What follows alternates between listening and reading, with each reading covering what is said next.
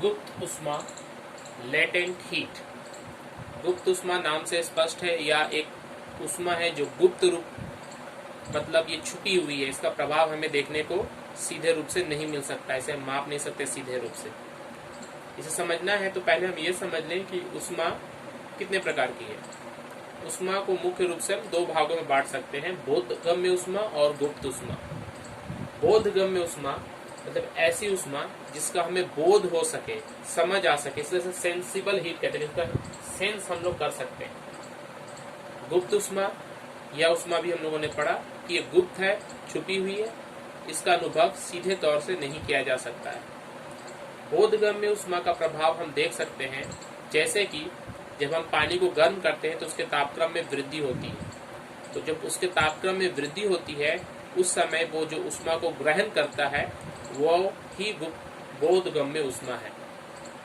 इस उष्मा में तापक्रम में अंतर होता है, तो तापक्रम में परिवर्तन इसका मुख्य गुण है, तापक्रम में परिवर्तन।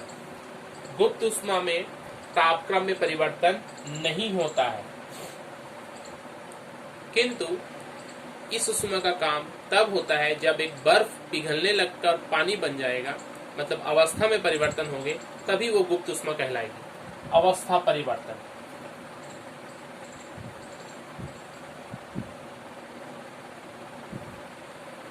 अर्थात अवस्था परिवर्तन के समय जो उष्मा ग्रहण या त्यागी जाती है, यानी कि बर्फ जब पिघलकर जल बनता है या जल जब गर्म होकर भाप बनता है, ऐसी इस तरह की जब अवस्था परिवर्तन होती है तब जो उष्मा का लेन देन होता है उसे हम लोग गुप्त उष्मा या लेटेंट हीट कहते हैं।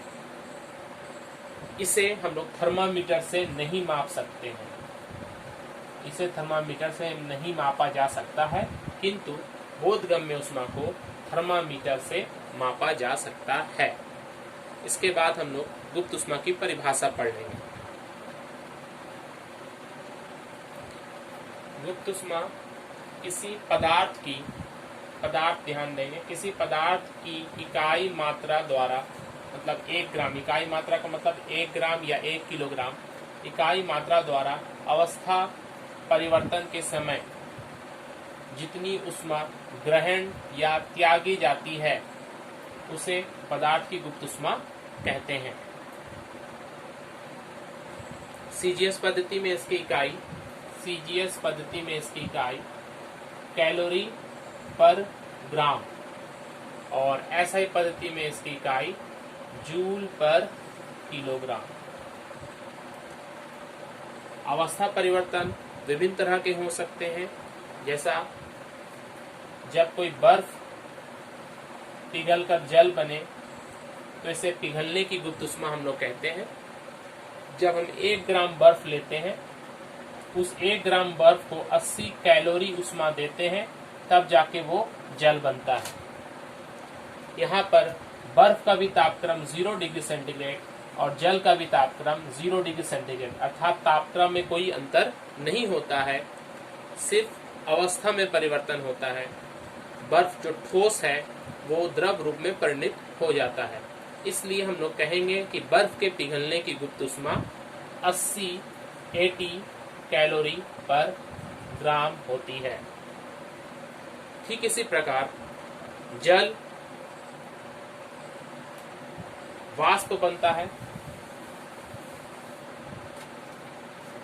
जल से वाष्प बनता है।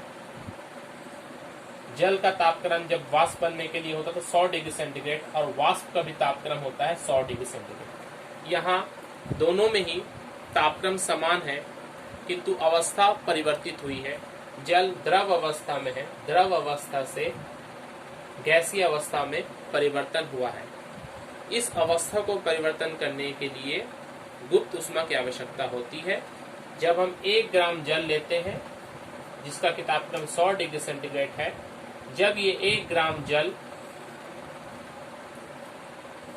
537 कैलोरी उष्मा ग्रहण करेगा, तब जाकर 1 ग्राम वाष्प बन जाएगा।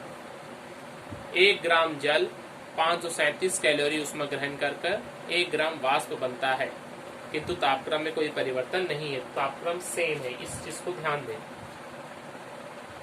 इसलिए जल के वाष्पन की गुप्त उष्मा 537 कैलोरी पर ग्राम होती है।